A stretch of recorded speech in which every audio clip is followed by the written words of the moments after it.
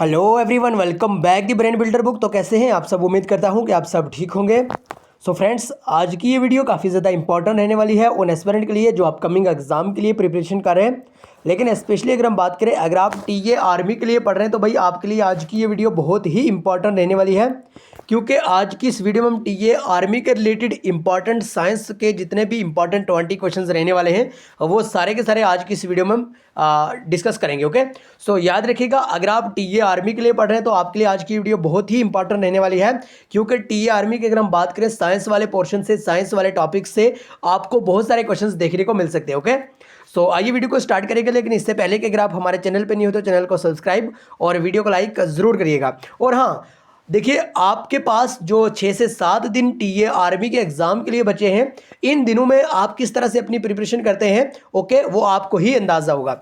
लेकिन हमारी तरफ से आपको, यानी टीए आर्मी के लिए हमारी तरफ से आपको एग्जाम ओरिएंटेड पीडीएफ मिल जाएंगी 9596736083। आप इस नंबर पर जल्दी जल्दी से व्हाट्सअप करके टीए आर्मी के related exam oriented PDF material ले सकते हैं। और बात यूं है कि हमारी पीडीएफ को आप जल्दी जल्दी से रिवाइज करके एकदम बढ़िया शानदार तरीके से अपने नॉलेज को बूस्ट कर सकते हैं, और ये पीडीएफ आपको टीए आर्मी के एग्जाम में इंशाल्लाह बहुत ज़्यादा हेल्प करेंगे। ओके, सो जल्दी से भाई इस नंबर पर व्हाट्सअप करके पीडीएफ ले लीजिए और जल्दी जल्दी से उनको रिवाइज करके एकदम बढ़िया शानदार तरीके से अपना पेपर करके आइए। ओके, सो आइए आज का जो अपना इंपॉर्टेंट टॉपिक है वो टीए आर्मी के रिलेटेड साइंस के टॉप एमसीक्यूज 20 क्वेश्चन डिस्कस करने जा रहे हैं। ओके, सो यहाँ पे हमने ऑप्शंस नहीं दिए हैं आपको, आपके एग्जाम में यानी टी आर्मी के एग्जाम में ऑप्शंस भी दिए जाएंगे। ओके, सो हमने सोचा कि चलो कम ही टाइम बचा हुआ है आपके लिए, यहाँ पे अगर हम ऑप्शंस को भी डिस्कस करेंगे थोड़ा मुश्किल हो जाएगा, टाइम ज़्यादा वेस्ट होगा। सो इसलिए जल्दी जल्दी से हम सारे के सारे एग्जाम ओरिएंटेड क्वेश्चन को डिस्कस करेंगे।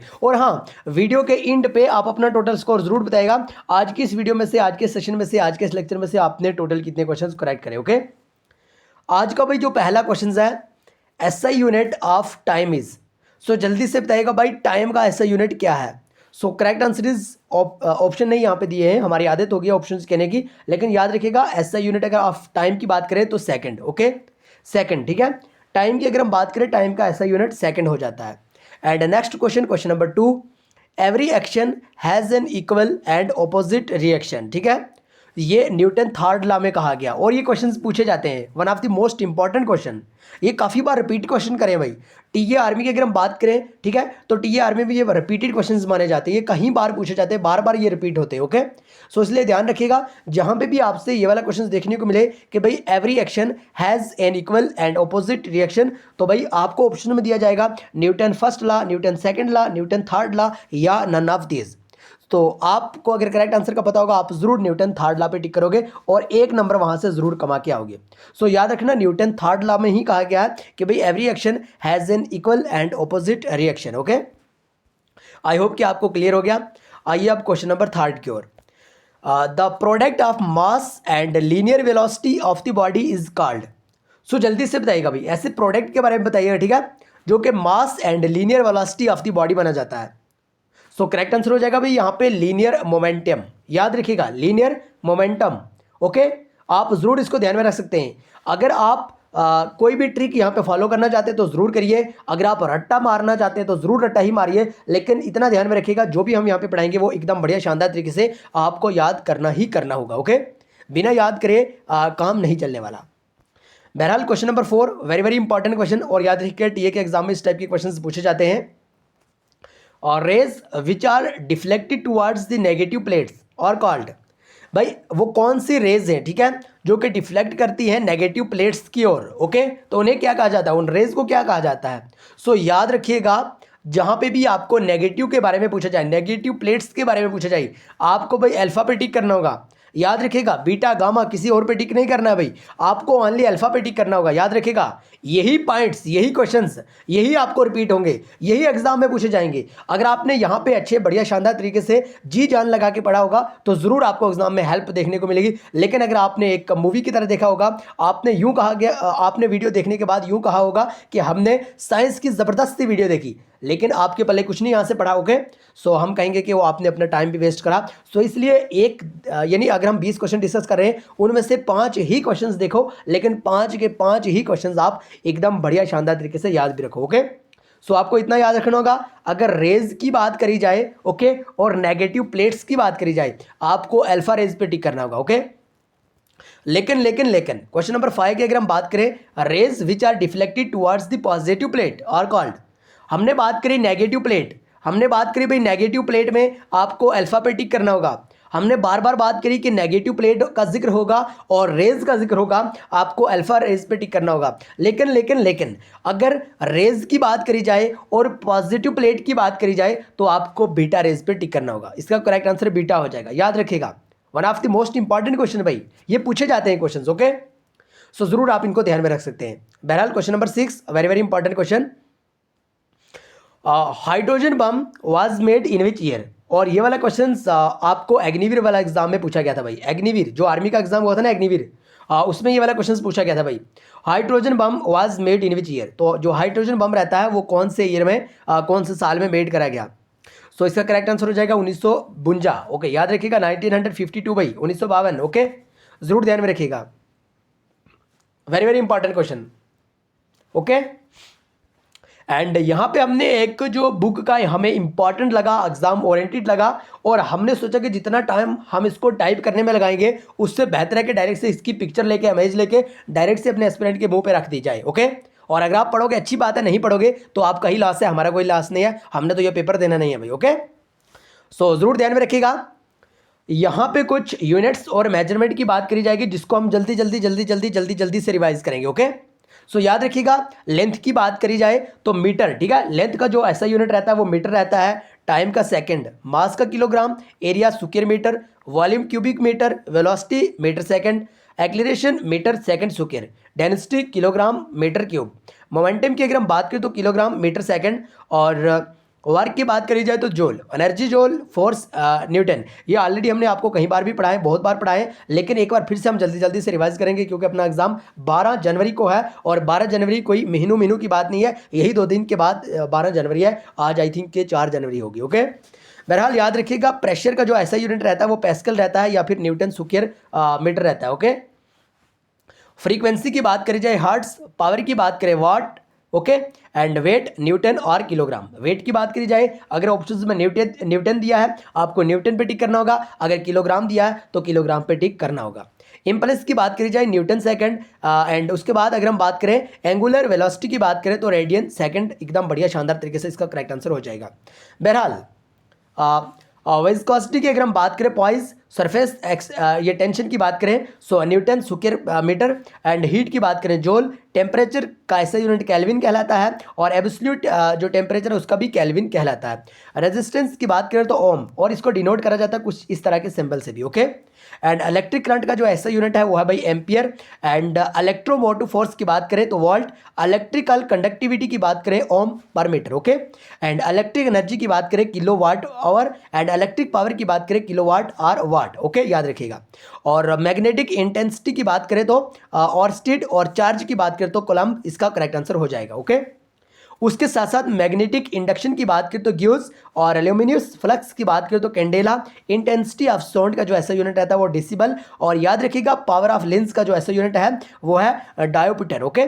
और डेथ ऑफ सी की बात करें तो फैदो ओके, याद रखिएगा। ये फैदोमीटर की बात करी जाए, फैदोमीटर आई थिंक हमने क्वेश्चंस में भी डिस्कस करा, हाँ यहाँ पे तो है, आइए इसके बारे में नीचे ही डिस्कस कर लेते हैं okay. Question number 7 very very important question, fathometer measures okay, fathometer किस चीज़ को मेजर करता है तो याद रखिएगा डेप्थ ऑफ ओशंस, समुद्र की गहराई को मापने के लिए एक आला यूज़ करा जाता है जिसको हम फैदोमीटर के नाम से जानते हैं, और ये वाले क्वेश्चंस पूछे जाते हैं, 100% कन्फर्म है। सो इसलिए हमने चाहा कि अपने एस्पिरेंट को कहीं पे भी दिक्कत ना हो, सो जल्दी से हमने यहाँ पे डिस्कस कर दिया ओके। एंड बैरोमीटर के बारे में अगर हम बात करें तो एटमॉस्फेरिक प्रेशर को मापने के लिए यूज़ करा जाता है। इलेक्ट्रोमीटर की बात करें इलेक्ट्रिसिटी, इलेक्ट्रोमीटर की बात करें काफ़ी बार पूछा जाता है ये question, one of the most important question okay. यानी इलेक्ट्रोमीटर की अगर हम बात करें तो ये मेजर करने के लिए यूज़ करा जाता है प्योरिटी ऑफ मिल्क को okay.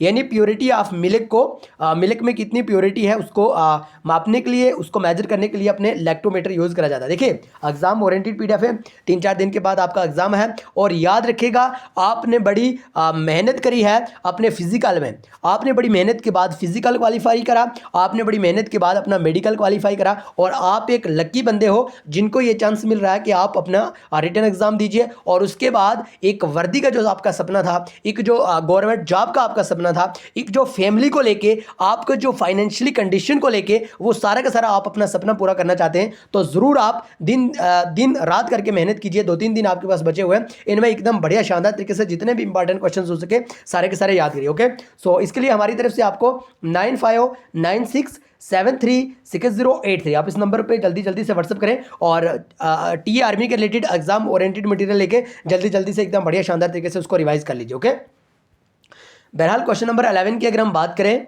Neutron was discovered by, तो न्यूटन के बारे में पूछा गया कि किनके द्वारा ये डिस्कवर करा। सो याद रखिएगा जेम्स चैडविक के द्वारा। ओके, कहीं पे चैडविक लिखा होता है और कहीं पे ये पूरा नाम लिखा होता है जेम्स चैडविक। बहरहाल आपको याद रखना होगा, ठीक है। सो क्वेश्चन नंबर 12 की बात करें, what is the atomic number of copper, और काफ़ी बार ये वाला क्वेश्चन पूछा गया है, सो हमने यहाँ पे भी ऐड कर दिया, ठीक है। यानी अगर हम ये कॉपर की बात करें तो कॉपर का जो एटॉमिक नंबर है वो 29 रहता है, 29, याद रखिएगा 29 is the atomic number of copper. Okay, और ये केमिस्ट्री का क्वेश्चन है भाई। Okay, next question, question number 13, very very important question, as is the symbol of dash.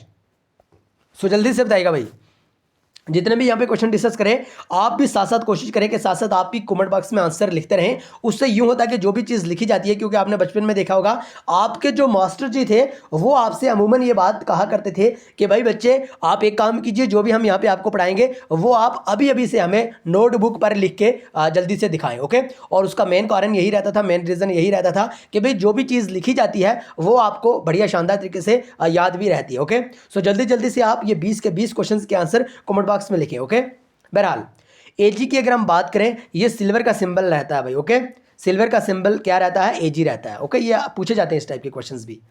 And question number 14, what is the chemical formula of sodium chloride. Sodium chloride का भी chemical formula आपसे पूछा गया है। सो इसका correct answer आप सबको पता होगा, बड़ा बेसिक सा क्वेश्चन है, NaCl। याद रखिएगा भाई, ये याद रखने वाली बातें हैं, हम यहाँ पे कोई मूवी गाना वगैरह या इस टाइप की कॉमेडी नहीं यहाँ पे डिस्कस कर रहे हैं, ये याद रखने वाली बातें हैं। यहाँ पे आपकी लाइफ का सवाल है, आपने बड़ी मेहनत करी है, आप फाइनेंशियली कंडीशन से बेकार हो, आप यूँ चाहते हैं कि हमारी जो फाइनेंशियली कंडीशन है, हमारा जो फैमिली बैकग्राउंड है उसमें कहीं ना कहीं पर सुधार आ जाए। ओके, यही आप चाहते हैं भाई, और आपके दिल में एक जज्बा है देश को लेके, ठीक है। आप देश के लिए काम कर रहे हैं। सो ये जज्बा कब आपका पूरा होगा, जब आप मेहनत करोगे। ओके, सो याद रखिएगा केमिकल फार्मूला सोडियम क्लोराइड का रहता है भाई NaCl। ओके, बहरहाल question number 15, the longest bone in the human body. So human body की अगर हम बात करें, इसमें जो लॉन्गेस्ट बोन रहती है वो फेमर रहती है, और याद रखिएगा ये थाई बोन कहलाती है। ओके, जो थाई होती है ना, उसमें एक बड़ी सी हड्डी होती है, बड़ी सी एक बोन होती है जिसको हम फेमर के नाम से जानते हैं। सो वही इंसान की जो बॉडी की लॉन्गेस्ट बोन मानी जाती है। ओके, आइए भाई question number 16, the largest organ of the human body. Next question, जल्दी से बताइएगा इसका करेक्ट आंसर, कमेंट बॉक्स में जल्दी से लिखिएगा भाई। जो लार्जेस्ट ऑर्गन रहता है, ठीक है, ह्यूमन बॉडी का, वो स्किन कहलाता है भाई। वेरी वेरी इंपॉर्टेंट क्वेश्चन है, रिपीटेड क्वेश्चंस। बहरहाल question number 17, who discovered vitamin. हमने बार बार डिस्कस करा भाई, हमने विटामिन के बारे में एकदम बढ़िया शानदार तरीके से पढ़ा। हमने ये भी पढ़ा कि विटामिन 2 टाइप्स के रहते हैं, हमने ये भी पढ़ा कि उसमें विटामिन फैट स्लोबल होते हैं और उसके बाद वाटर स्लोबल होते हैं। हमने ये भी पढ़ा कि अब एक ट्रिक, हमने ज़बरदस्त सा ट्रिक पढ़ा। देखिए बहुत बार पूछा जाता है कि भाई फैट स्लोबल विटामिन कौन सा है और वाटर स्लोबल विटामिन कौन सा है, और कभी कभार ऐसे भी पूछा जाता है कि भाई is vitamin B1 is fat soluble और वाटर स्लोबल। ओके, इस टाइप से पूछे जाते हैं भाई क्वेश्चंस। और हमने एक छोटी सी इंपॉर्टेंट जबरदस्त कॉमेडी सी ट्रिक पढ़ी थी, कीड़ा, ठीक है, ये कीड़ा वाली ट्रिक हमने पढ़ी थी। अब ये कीड़ा वाली ट्रिक क्या है, ठीक है, कीड़ा वाली ट्रिक ये है, कीड़ा में क्या होती है भाई, वाटर होता है या फैट होता है, जल्दी से बताइएगा। अगर हम कीड़ा की बात करें, ठीक है, अगर हम कीड़ा की बात करें, कीड़ा में वाटर नहीं होता है, कीड़ा में होती है भाई फैट। ओके, और अगर हम बात करें विटामिन के, विटामिन E, विटामिन D और विटामिन A, जो ये 4 विटामिन है ना, तो इनमें होता है कीड़ा। और कीड़े की अगर हम बात करें, कीड़े में होती है फैट, कीड़े में होती है चर्बी। ओके, और अगर हम कीड़ा की बात करें, कीड़ा में फैट होती है, और ये जो 4 विटामिन हुए ना, विटामिन के, विटामिन ई, विटामिन डी और विटामिन ए, भाई ये फैट सोलुबल विटामिन कहलाते हैं। ओके भाई, बाकी के जितने विटामिन दिखते हैं हमारे पास, वो सारे के सारे ये अपने वाटर सोलुबल विटामिन कहलाते हैं। आई होप कि आपको याद रह गया। कुछ नहीं करना है, आपको एक ट्रिक रखनी है याद, KEDA, ठीक है, कीड़ा। और कीड़ा में हमेशा क्या होता है, कीड़ा में क्या होता है, फैट होती है, चर्बी होती है। ओके, और जितने भी ये 4 विटामिन हैं, विटामिन के, vitamin E, vitamin D, vitamin A, ये फैट सोलुबल विटामिन है। और इनके अलावा, ठीक है, जितने भी इंपॉर्टेंट विटामिन बचते हैं वो सारे के सारे अपने वाटर सोलुबल विटामिन कहलाते हैं। आई होप कि आपको यहाँ तक ये ट्रिक बड़ी अच्छी लगी होगी। सो कमेंट बॉक्स में जरूर बताएगा क्या कीड़ा वाली विटामिन आपको अच्छी लगी। बहरहाल छोड़िए, अगर हम बात करें यहाँ पे, बात करें भाई, यहाँ पे क्वेश्चन पूछा गया था हमें, हु डिस्कवर्ड विटामिन्स, विटामिन को किन के द्वारा डिस्कवर करा गया। सो याद रखिएगा, कैसीमीर फंक के द्वारा। ओके, फंक, कहीं पे फंक लिखा होता है और कहीं पे कैसीमीर लिखा होता है, ये दोनों आपको याद रखने हैं। ओके, इनके ही द्वारा विटामिन को डिस्कवर करा गया। ओके, याद रखिएगा। बहरहाल अगर हम बात करें क्वेश्चन नंबर 18 के बारे, क्वेश्चन नंबर 18 में आपसे पूछा गया है, who is known as the father of biology. जल्दी से बताएगा भाई, फादर ऑफ बायोलॉजी किनको कहा गया है। So correct answer is Aristotle. याद रखिएगा, अरिस्टोटल को ही फादर ऑफ बायोलॉजी के नाम से जाना जाता है। एंड क्वेश्चन नंबर 9 की अगर हम बात करें, WBC स्टैंड फॉर। सो जल्दी से बताइएगा, WBC की फुल फॉर्म क्या रहती है भाई। कहीं पे पूछा जाता है आपको RBC, रेड ब्लड, जल्दी से बताइएगा, रेड ब्लड, जल्दी से बताइएगा, ये आपके लिए होमवर्क है भाई। RBC की फुल फॉर्म जल्दी से कमेंट बॉक्स में बताएगा, आज आपके लिए पहली होमवर्क है। और मैक्सिमम हर एक क्वेश्चंस में, हर एक सेशन में, हर एक वीडियो में, हर एक लेक्चर में आपको 2 या 3 होमवर्क हम जरूर देते हैं। सो आज का पहला होमवर्क है, जल्दी से बताएगा RBC की फुल फॉर्म क्या रहती है भाई। ओके, बहरहाल क्वेश्चन में आपसे पूछा गया है WBC stand for so white blood cell. Okay, याद रखिएगा। आइए next question, question number 20, cardiology is the study of. तो कार्डियोलॉजी किस चीज़ की स्टडी करने को कहते हैं, तो हार्ट। ओके, हार्ट की स्टडी के रिलेटेड कार्डियोलॉजी रहता है। ओके, याद रखिएगा। तो भाई आज की इस वीडियो में हमने 20 क्वेश्चन डिस्कस करे जो कि 100% एग्जाम ओरिएंटेड क्वेश्चन थे। सो जल्दी से इन सब की PDF लेने के लिए भाई 9596736083 आप इस नंबर पर जल्दी से व्हाट्सअप करिएगा। आपको एग्जाम ओरिएंटेड PDF मिल जाएंगी जो कि 100% जिसमें पॉइंट टू पॉइंट बात करी होगी, 100% एग्जाम ओरिएंटेड मटेरियल होगा और 100% ही ऑथेंटिक वे में आपको मटेरियल मिल जाएगा। ओके, सो जल्दी से इस नंबर पे व्हाट्सअप करिए।